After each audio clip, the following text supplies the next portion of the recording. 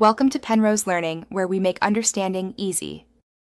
You start by opening Settings with Windows plus I. This jumps straight to the controls.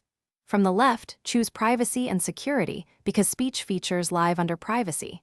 Once there, find Speech, Inking, and Typing. It groups online and offline recognition.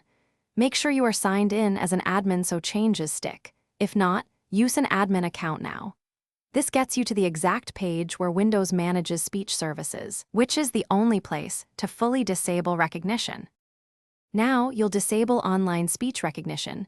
Toggle online speech recognition to off, which stops cloud-based transcription. Once done, check voice activation and disable any apps allowed to listen. This prevents wake word or background triggers.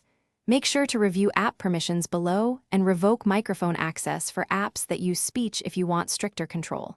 If you manage multiple accounts, apply the change per user or sign in as each admin to ensure every profile stops sending speech data to Microsoft.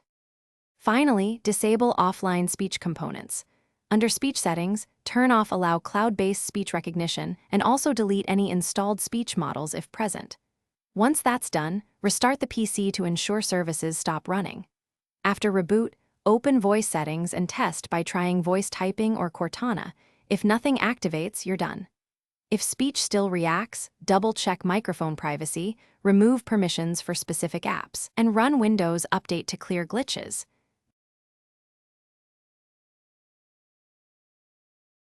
Thanks for watching. If this was helpful, leave a like and consider subscribing. See you next time.